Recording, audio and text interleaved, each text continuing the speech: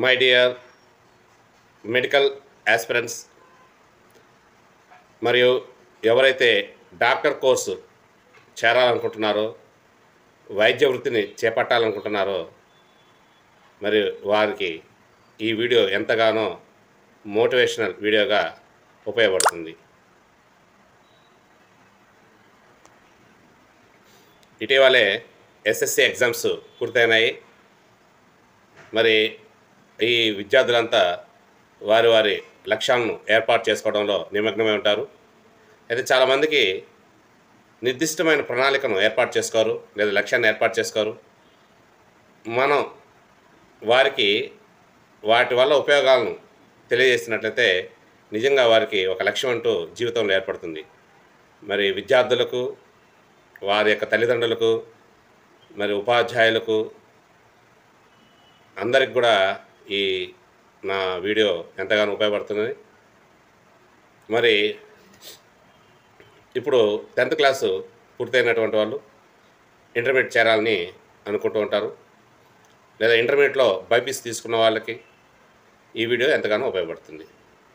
అనేకమైన సూచనలు ఈ వీడియోలో తెలియజేస్తున్నాను. ఈ వీడియోని స్కిప్ చేయకుండా పూర్తిగా చూసి వినగలిగితే మీకు ఎంతో ధైర్యం వస్తుంది, లక్ష్యం ఏర్పడుతుంది. ఆ లక్ష్యాన్ని సాధించేదానికి అనేక మార్గాలు ఈ వీడియోలో చూపబడతాయి. ఇటువంటి వీడియోలు దొరకడం చాలా అరుదు. మీరు వేలు లక్షలు ఖర్చు పెట్టే ఇన్స్టిట్యూట్లో కూడా ఈ విధంగా విశదీకరించరు. కాబట్టి ఈ ప్రయత్నాన్ని మీకోసంగా చేస్తున్నాను. మీ Muthamsetti Parthasarathi, Partho tech channel. Please subscribe Partho tech channel, like it and share it. ముందుగా మనం ఎవరైతే ఎంబీబీఎస్ కలగంటారో చేరాలని, వారికి ఇది ఎంతగానో ఉపయోగపడుతుంది. ఇంటర్మీడియట్ చేరేటువంటి వాళ్ళు 2 స్ట్రీమ్స్ ఉంటాయి మెయిన్గా. ఒకటి ఎంపీసీ స్ట్రీము, రెండో వచ్చేసి బైపీసీ స్ట్రీము. ఎంపీసీ స్ట్రీమ్ ద్వారా మనం ఎన్ఐటి, ఐఐటీని మరి లక్ష్యంగా ఏర్పరచుకుంటాం. బైపీసీ స్ట్రీమ్లో ఎంబీబీఎస్ ఆర్ బీడీఎస్ని లక్ష్యంగా ఏర్పరచుకుంటాం. ఈ ఐఐటి ఓరియంటెడ్ అయితే అప్లికేషన్ మెథడ్ అది చాలా డెప్త్గా ఉంటుంది.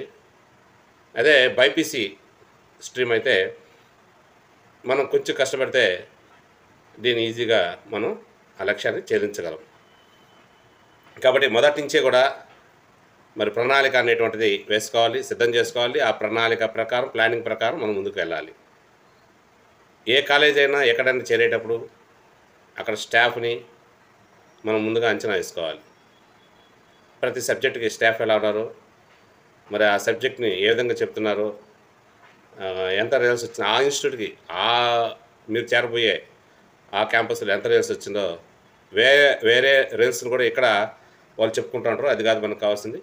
ఆ క్యాంపస్లో అక్కడ చదువుతున్నటువంటి పిల్లలకి ఎంత రిజల్ట్స్ వచ్చాయి, ఎన్ని మెడికల్ సీట్స్ సంపాదించుకోగలిగారు, ఎన్ని బీడీఎస్ వచ్చాయి, ఇవి మనం క్యాల్కులేట్ చేసుకుని అక్కడ చేరాలి. అంతేగాని బ్రాండ్ చూసో లేకపోతే ఇంకోటి రిజల్ట్స్ ఎక్కడో రిజల్ట్స్ చూసి మనం ఈ క్యాంపస్లో చేరితే వృధా. ఫస్ట్ మనం చేయాల్సింది అది మనం. సో ఈ మొదట్లోనే చాలామంది రాంగ్ స్టెప్స్ మిస్టేక్ చేస్తారు అన్నమాట. కాబట్టి అటువంటి చేయకుండా మనం మొదట ప్రతి స్టెప్ కూడా ఆలోచించి వేయాలి. అప్పుడే సక్సెస్ ఈజీ అవుతుంది. సో స్టూడెంట్ బాగుండి చెప్పేటువంటి లెక్చరర్ లేదా ఉపాధ్యాయుడు సరిగా లేకపోతే మనం లక్ష్యం చేరలేము. అదేవిధంగా ఉపాధ్యాయుడు లేదా లెక్చరర్ బాగుండి స్టూడెంట్ సరిగా లేకపోతే అది కూడా లక్ష్యం నెరవేరదు. కాబట్టి స్టూడెంట్ బాగుండాలి, చెప్పే లెక్చరర్ కూడా బాగుండాలి. ఇద్దరూ సమంగా ఉంటేనే ఒకే స్పీడ్లో వెళ్ళిపోతారు ముందుకి. కాబట్టి ఇది మనం గుర్తుపెట్టుకోవాలి my dear students and parents. So మనకి రేపు రాబోయే రిజల్ట్స్లో 10 పాయింట్స్ రావచ్చు, లేదా 9.8 రావచ్చు. ఇట్లాగా చాలామంది తెచ్చుకుంటారు. మరి అది ఎన్ని రకాలుగా ఏ రకాలుగా వచ్చిందో అది ఆ స్టూడెంట్కి అర్థమవుతుంది. ఒకవేళ కష్టపడి తెచ్చుకుంటే మంచిది, లేదా ఒకవేళ నెగ్లెక్ట్గా ఉన్నట్లయితే అయినా పర్వాలేదు, చేరబోయే ఇంటర్మీడియట్లో చాలా చక్కగా ప్రణాళిక వేసుకుని దాని ప్రకారంగా మనం కొనసాగించాలి. లేనట్లయితే మనం గమ్యం చేరలేము. కాబట్టి అటు గమ్యం చేరకపోతే లక్షలాది డబ్బులు ఇన్స్టిట్యూట్లకు పెట్టి మరి పేరెంట్స్కి ఇబ్బంది కలిగిస్తూ నువ్వు ముందుకు పోలేక అనేక ఇబ్బందులు పడతావు. కాబట్టి పేరెంట్స్‌ని విద్యార్థుల మీద, పిల్లల మీద ఎంతో నమ్మకాన్ని పెట్టుకున్నారు కాబట్టి మనం ఆ నమ్మకాన్ని తూచా తప్పకుండా పాటించాలి. మరి మొదటగా మనం గతంలో ఏ విధంగా ఉన్నా కూడా ప్రస్తుతం మనం బాగా పికప్ కావాలి.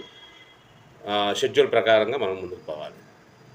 మామూలుగా ఇక్కడ ఎటువంటి బుక్స్‌ని మనం ఫాలో కావాలి ఇంటర్మీడియేట్‌లో ఎంబీబీఎస్‌కి. ఎంబీబీఎస్ సీటు దక్కాలంటే దాదాపుగా ప్రతి సంవత్సరం కూడా 20,00,000 మంది స్టూడెంట్స్ రాస్తారు. 20,00,000 మంది స్టూడెంట్స్ రాస్తారు. మరి ఆ 20,00,000లో గవర్నమెంట్ సీట్ రావాలంటే ఎంత కాంపిటీషన్ ఉంటుందో మనం ఒకసారి ఊహించుకోవాలి. ఈసారి అయితే ఇంకా ఎక్కువ 20-25 లక్షల లోపల, అంటే డేట్ కూడా పొడిగించారు. 25 లక్షల వరకు కూడా రాసేటువంటి అవకాశం ఉంది. కాబట్టి ఇప్పుడు రాయబోయేటువంటి ఎంబీబీఎస్ రాయబోయేటువంటి పిల్లలకి ఇది ఉపయోగపడుతుంది. మరి 10th క్లాస్ నుంచి ఇంటర్మీడియట్ చేరబోయే వాళ్ళకి ఉపయోగపడుతుంది. అందరికీ ఎవరైతే మెడికల్ సంబంధించినటువంటి ఈ విభాగంలో చేరాలని అనుకుంటున్నారో వాళ్ళందరికీ కూడా ఈ వీడియో ఉపయోగపడుతుంది. మనం ఎన్సీఆర్టీ బుక్స్ని ఫాలో కావాలి, అవి ప్రిపేర్ కావాలి. టెక్స్ట్ బుక్స్ మొదటి పేజీ నుంచి చివరి పేజీ వరకు పర్ఫెక్ట్గా ఉండాలి. మరి ఇక్కడ చదవడం వచ్చి బట్టి కొట్టడం అంటే కొన్ని నేమ్స్ వరకైతే అది పనికొస్తుంది, కానీ శాస్త్రీయ నామాలు, సైంటిస్ట్ నేమ్స్ వీటికైతే పనికొస్తుంది, కానీ అన్ని సమయాల్లో అన్ని సందర్భాల్లో బట్టి విధానం అనేది పనికిరాదు. సో మనం రేపు క్లాసులు వింటున్నప్పుడు ముందు దాన్ని అర్థం చేసుకోవాలి. అర్థం చేసుకున్నట్లయితే ఇంకా యూ కెనాట్ ఫర్గెట్ ఇట్, నువ్వు మర్చిపోవు. అదే అర్థం కాకుండా బట్టి విధానం అయితే రోజు చదువుకుంటూనే ఉండాలి. కాబట్టి మనం చదువుకునే విధానంలో కూడా కొంచెం మనకి ఈజీనెస్ అనేటువంటిది, మెమరీగా ఉండేటటువంటి మనం ఆ వైపుగా ప్రయత్నం చేయాలి. కాబట్టి మనం ఏదైనా చదువుకున్నా లేదా టీచర్ కానీ లెక్చర్ కానీ చెప్పినటువంటి పాఠము మనకి ఆ రోజు అర్థం కావాలి. ఏ రోజు పని ఆ రోజు చేసేసుకోవాలి. మనం రేపు చేద్దామని అట్లాగా రోజు పెండింగ్ పెట్టుకుని ఉంటే ఎక్కువ వర్క్ అయిపోయి చివరికి ఆ పని చేయలేకుండా మనం భయానికి లోనైపోతాం. ఆఖరాకు తక్కువ స్కోర్ కూడా చేయలేక ఆ ఎగ్జామ్ కూడా వెళ్ళేదానికి అటెండ్ అయ్యేదానికి కూడా భయపడతాం. కాబట్టి మొదటి నుంచి కూడా మనం చాలా జాగ్రత్తగా దీన్ని పాటించుకోవాలి. ఎన్సీఆర్టీ బుక్స్ని ఫాలో కావాలి. మరి క్లాస్లో చెప్పేదాన్ని అర్థం ఒకవేళ అర్థం కాకపోతే ఆ సార్ని క్లాసులో కానీ లేదా ఇండివిజువల్గా కలిసి కానీ మరి మనం అర్థమయ్యేటట్టుగా చెప్పించుకోవాలి. ఉండే 2 years ఇంటర్మీడియట్ బైపీసీ. సో బైపీసీలో బాటనీ, జువాలజీ, ఫిజిక్స్, కెమిస్ట్రీ 4 సబ్జెక్టులు ఉంటాయి. మరి ఈ 4 సబ్జెక్టులు మనం మామూలుగా అయితే నేను అనేక సంవత్సరాలు ఈ వాళ్ళని అబ్జర్వ్ చేయడం ద్వారా బాటనీ, జువాలజీ, తర్వాత కెమిస్ట్రీ చాలా వరకు కవర్ చేస్తారు. ఫిజిక్స్ విషయానికి వచ్చేలాకి ఫిజిక్స్ ఫోబియా అనేటువంటిది దానికి లోన్ అవుతారు. కాబట్టి మనం మొదటి నుంచి కూడా ఆ ఫిజిక్స్ సబ్జెక్ట్ని ఆ లెక్చర్స్ దగ్గర బాగా చెప్పించుకొని అర్థమయ్యేటట్టుగా విని ప్రాబ్లమ్స్ ఎక్కువగా సాల్వ్ చేసేదానికి ప్రయత్నం చేయాలి. ఏదైతే కష్టంగా ఉందో సబ్జెక్టు దాన్ని మనం మొదటి నుంచి చేసుకుంటూ వస్తే అది కొంచెం సులభమైపోతుంది. వచ్చిన దాన్ని చదువుతూ సులభంగా ఉండేదాన్ని చదువుకుంటూ పోతే కష్టమైన దాన్ని ఎవరు చెప్తారు, ఎవరు చేస్తారు? నువ్వేగా చేయాల్సింది. కాబట్టి అన్ని సబ్జెక్టు ప్రతి సబ్జెక్టు కూడా నువ్వు తర్ఫీదై ఉండాలి, బాగా వర్కౌట్ చేస్తుండాలి. బాటనీ, జువాలజీలో నీకు ఎన్ని క్వశ్చన్లు వస్తే అన్నిటికీ ఆన్సర్ చేయగలిగేటువంటి సత్తా, కెపాసిటీ తెచ్చుకో ఉండాలి. అంత ఫుల్ఫిల్గా ఉండాలి. తర్వాత నెక్స్ట్ కెమిస్ట్రీ, నెక్స్ట్ ఫిజిక్స్, ఈ విధంగా నువ్వు ఆర్డర్ ఆఫ్ ప్రిఫరెన్స్ ఇవ్వాలి. తర్వాత ఈ ఎగ్జాము ఆఫ్లైన్లో జరుగుతుంది. ఐఐటి వచ్చేసి, ఎన్ఐటి వచ్చేసి ఆన్లైన్లో జరుగుతుంది. వాళ్ళకి ఒక 4-5 రోజులు వివిధ సెషన్స్లో జరుగుతుంది. పేపరు ఒక పూట ఇచ్చింది, ఇంకో పూట ఎవరు, వివిధ స్థాయిలో ఉంటుంది. అయితే ఇక్కడ ఎంబీబీఎస్, బీడీఎస్ సంబంధించిన నీట్ ఎగ్జామ్ మాత్రము సింగిల్ డే, ఒక రోజులో జరుగుతుంది, ఒక పూట జరుగుతుంది. మరి దీనికి పట్టే సమయము 3 hours 20 minutes, 3 గంటల 20 నిమిషాలు ఇస్తారు. ఈ ఎగ్జామ్కి నువ్వు రాసేదానికి 3 గంటల 20 నిమిషాలు ఇస్తారు. అంటే మధ్యాహ్నం 2 గంటలకు స్టార్ట్ అవుతున్న ఎగ్జాము 5:20 వరకు జరుగుతుంది. సాయంత్రం 5:20 వరకు జరుగుతుంది. సో ఇది సాధారణంగా ప్రతి సంవత్సరం మే నెలలోనే జరుగుతుంది. ఇది ఆనవాయితీగా వచ్చేటువంటిది. దీంట్లో ప్రతి సబ్జెక్టుకి సెక్షన్ ఏ ఉంటుంది, సెక్షన్ బి ఉంటుంది. ఇప్పుడు బాటనీ ఉంది. బాటనీలో 50 క్వశ్చన్లు ఇస్తారు నీట్లో. తర్వాత జువాలజీలో 50 క్వశ్చన్లు ఇస్తారు, కెమిస్ట్రీలో 50 ఇస్తారు, ఫిజిక్స్లో 50 ఇస్తారు. అంటే 4 5ల 20 200 ఇస్తారు. అయితే మనం విన్నది 180 క్వశ్చన్లే కదా, ఈయనేంది 200 చెప్తున్నారు అని కూడా అనిపిస్తున్నాను. సో అది కూడా చెప్తాను. ప్రతి సబ్జెక్టుకి 50 50 50 50 ఇస్తారు. ప్రతి సబ్జెక్టులో కూడా 2 సెక్షన్లు ఉంటాయి, 2 సెక్షన్స్ ఉంటాయి. Section A, section B. Section ఏలో 35 క్వశ్చన్లు ఇస్తారు. సెక్షన్ ఏలో 35 క్వశ్చన్లు ఇస్తారు. ఈ 35 క్వశ్చన్లు మ్యాండేటరీ. ఈ 35 క్వశ్చన్లు మ్యాండేటరీ అంటే కంపల్సరీగా రాయాలి, నో చాయిస్. 35 క్వశ్చన్లు రాయాల్సిందే. నెక్స్ట్ సెక్షన్ బి ఉంది. సెక్షన్ బిలో 15 క్వశ్చన్లు ఇస్తారు. 15 క్వశ్చన్లు ఇస్తే దాంట్లో 5 చాయిస్ ఉంటుంది. నువ్వు ఏదైనా ఏ క్వశ్చన్ అయినా 15లో 10 రాయొచ్చు, 10 క్వశ్చన్లకి అటెంప్ట్ చేయొచ్చు. సో సెక్షన్ బిలో మాత్రం చాయిస్ ఉంటుంది, సెక్షన్ ఏలో మాత్రం చాయిస్ ఉండదు, అన్నీ రాయాల్సిందే. సెక్షన్ బిలో 5 మాత్రం చాయిస్ ఉంటుంది. 15లో నీకు వచ్చినటువంటి ఏదైనా 10 రాయొచ్చు. అయితే ఒకవేళ 15 అటెంప్ట్ చేసావనుకో, అప్పుడు ఎలా తీసుకుంటాడంటే ఫస్ట్ 10 మొదటి 10 మాత్రం తీసుకుంటాడు. సో నువ్వు రాసినటువంటి మొదటి వరుసలో ఉన్నట్టు 10 తీసుకుని అవి క్యారెక్టరైజ్ చేసుకుంటాడు, రైట్ ఆర్ రాంగ్ అనేది. సో ఈ విధంగా మనకి సెక్షన్ ఏ, సెక్షన్ బి అడుగుతారు. మరి ప్రతి సబ్జెక్ట్లో కూడా 45 45 45 45 రాయాలి. 45 40 40 40 రాయాలి. మరి ఒక క్వశ్చన్కి మార్కులు ఏంటి తెలుసా? 4 మార్క్స్ అన్నమాట. ఒక క్వశ్చన్ నీకు రైట్ అయితే, రైట్ కానీ కరెక్ట్గానే అయితే 4 మార్క్స్. ఇప్పుడు మనం ఏం చెప్పుకుంటున్నాం, ప్రతి సబ్జెక్ట్లో కూడా 45 45 45 40 అటెంప్ట్ చేయాల్సిందే. సో ప్రతి సబ్జెక్ట్లో 5 మార్క్స్, 5 క్వశ్చన్స్ మార్క్స్ కాదు, 5 క్వశ్చన్స్ మాత్రం నీకు ఛాయిస్ ఇవ్వబడుతుంది. సో ప్రతి సబ్జెక్టు 45 అంటే 4 4 16 4 5 20 మొత్తం ఎన్ని అయినాయి? 180 క్వశ్చన్లు అయినాయి. అంటే నీట్ ఎగ్జామ్లో విద్యార్థి రాయవలసినటువంటి ప్రశ్నల సంఖ్య 180 కంపల్సరీగా రాయాలి. ఒక ప్రశ్న కానీ కరెక్ట్ అయితే 4 మార్కులు గెయినింగ్, 4 మార్కులు వస్తాయి. ఒకవేళ తప్పు అయితే నెగిటివ్ మార్క్స్ కూడా ఉన్నాయి, -1 అవుతుంది. సో 1 మార్కు కోల్పోతారు. కాబట్టి విద్యార్థులు చాలా జాగ్రత్తగా ఆన్సర్ పెట్టాలి. అయితే ఇక్కడ ఎలా ఉంటుంది ప్రశ్నలు ఏ విధంగా ఉంటుందంటే, ప్రశ్న ఇస్తారు, దాని కింద 4 ఆన్సర్లు ఇస్తారు, మల్టిపుల్ చాయిస్.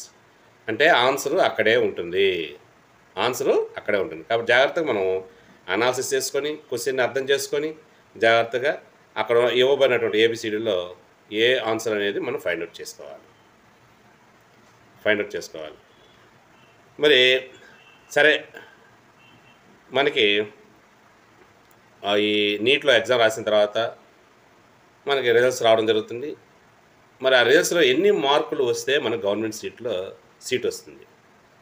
గతంలో ప్రతి అంటే మెడికల్కి, బీడిఎస్కి, వెటర్నరీకి ఇట్లా ఎగ్జామ్స్ స్టేట్ వైడ్గా కండక్ట్ చేస్తున్నారు, వివిధ రకాల ఎగ్జామ్స్ పెట్టి తీసుకుంటున్నారు.